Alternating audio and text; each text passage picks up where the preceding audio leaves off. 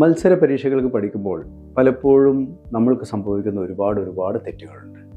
പലവട്ടം വീഴുമ്പോൾ നടക്കാൻ പഠിക്കുമെന്നുള്ള രീതിയിൽ ശരിയാക്കി മുന്നോട്ട് പോകാൻ മാത്രം സമയം എല്ലാവർക്കും കിട്ടിയെന്ന് വരില്ല. കാരണം PSC പോലുള്ള പരീക്ഷകൾക്ക് പഠിച്ചു തുടങ്ങുന്നത് തന്നെ പലപ്പോഴും വളരെ വൈകിട്ടായിരിക്കും. അപ്പോൾ ഇത്തരം സന്ദർഭങ്ങളിൽ ശ്രദ്ധിക്കേണ്ട ഒരു കാര്യമുണ്ട്. പ്രിപ്പറേഷൻ തുടങ്ങുമ്പോൾ പല രീതിയിലുള്ള പ്രിപ്പറേഷൻ നടത്തുന്ന ആൾക്കാരെ കാണും. ചിലർ ഭയങ്കര വെപ്രാളത്തിലായിരിക്കും, വളരെ വേഗത്തിൽ കാര്യങ്ങൾ ചെയ്യും.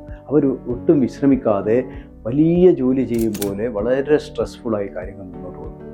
എപ്പോഴും അവർക്ക് എല്ലാത്തിനെ പറ്റിയും ആശങ്കകളായിരിക്കും. എന്നാൽ മറ്റു ചിലരുണ്ട്, ചെയ്യുന്ന കാര്യങ്ങൾ വൃത്തിയായി ചെയ്യും, അത് റിവൈസ് ചെയ്യും, എന്തിനാണ് ഇത് ചെയ്യുന്നത് മനസ്സിലാക്കിക്കൊണ്ട് ചെയ്തുകൊണ്ടിരിക്കും. അവർ പക്ഷേ ഒരുപാടൊന്നും ചെയ്യുന്നില്ല എന്നുള്ള തോന്നലാണ് മറ്റുള്ളവർക്കുണ്ടാകുക. ഏറ്റവും കൂടുതൽ അധ്വാനിക്കുന്നതായി തോന്നുന്ന, നമ്മൾ കാണുമ്പോൾ തോന്നുന്ന വ്യക്തിയാകണമെന്നില്ല പരീക്ഷകളിൽ ടോപ്പേഴ്സായിട്ട് വരുന്നത്. ഡയറക്ഷൻ്റെ തന്നെ ഈ 19 വർഷത്തിലധികമുള്ള അനുഭവത്തിൽ ഒരുപാട് അങ്ങനെയുള്ള ആൾക്കാരുണ്ട്. വെപ്രാളപ്പെട്ടും ഇത് പോരാ പഠിച്ചതെന്ന് എപ്പോഴും തോന്നിക്കൊണ്ടും പഠിപ്പിക്കുന്നവരോട് പോലും ഇത് പോരാ, ഇങ്ങനെയല്ല ഞാൻ ഉദ്ദേശിച്ചത്, എനിക്കിതിലപ്പുറത്തേക്ക് വേണം, ഇത്രയൊന്നും പോരാ എന്നൊക്കെ പറഞ്ഞുകൊണ്ട് വെപ്രാളപ്പെട്ട, ഒരുപക്ഷെ ക്ലാസ്സിൽ ഏറ്റവും കൂടുതൽ അധ്വാനിക്കുന്നു എന്ന് തോന്നിപ്പിക്കുന്ന ആൾക്കാർ ഒരുപക്ഷെ റാങ്ക് ലിസ്റ്റ് ടോപ്പർ ആവാറില്ല. അതേ സമയത്ത് നിശബ്ദമായി അധ്വാനിക്കുകയും തെറ്റുവരുത്തുന്നത് കറക്റ്റ് ചെയ്ത് മുന്നോട്ട് പോവുകയും ചെയ്യുന്ന ചിലരുണ്ട്. അവർ ഉറപ്പ് വരുത്തുന്ന ഒരു സംഗതിയുണ്ട്. അതിനെയാണ് ഞങ്ങൾ ഡയറക്ഷൻ എന്ന് പറയുന്നത്. നിങ്ങളുടെ പ്രിപ്പറേഷൻ്റെ മാഗ്നിറ്റ്യൂഡ് മാത്രം പോരാ, അതിന് ശരിയായ വിജയത്തിൻ്റെ ഡയറക്ഷനോട് വേണം. ഞാൻ എപ്പോഴും പറയും, വിജയം എന്ന് പറയുന്നത് ഒരു സദിശ അളവാണ്, അത് ഒരു അതിശ അളവല്ല. It's not a scalar quantity, it's a vector quantity. അതിന് ഡയറക്ഷൻ കൂടിയേ തരും. നിങ്ങളും ഓർക്കേണ്ട ഒരു കാര്യമാണ്, പരീക്ഷയ്ക്ക് പഠിക്കാൻ നമ്മൾ തീരുമാനിക്കുമ്പോൾ ആ പരീക്ഷയ്ക്ക് എന്തൊക്കെ പഠിക്കാനുണ്ട് എന്ന് മനസ്സിലാക്കുക.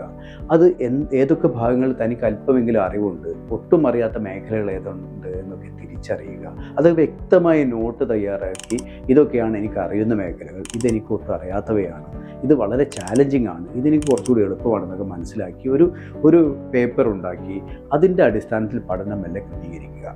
ഓരോ ദിവസവും കുറച്ചെങ്കിലും മുന്നോട്ട് പോകും. ഒരു ദിവസം ഒരുപാട് ആവേശത്തോടു കൂടി കുറേ ചെയ്തു, പിന്നെ കുറേ ദിവസം വിശ്രമിച്ചു, പിന്നെ ഒരു കുറച്ച് ദിവസം കഴിഞ്ഞിട്ട് വന്ന് വീണ്ടും ആവേശം കാണിച്ചു എന്നുള്ളതിനേക്കാൾ ഏറ്റവും നല്ലത് നിരന്തരമായി അല്പമെങ്കിലും ചെയ്തുകൊണ്ടിരിക്കുക എന്നുള്ളതായിരിക്കും. അങ്ങനെ മുന്നോട്ട് പോകുന്ന ആൾക്കാരാണ് വിജയിക്കുക. നിങ്ങൾ ഏത് വിഭാഗത്തിലാണ് പെടുന്നത്? ഒന്ന് ആത്മപരിശോധന നടത്താൻ സമയമായില്ലേ?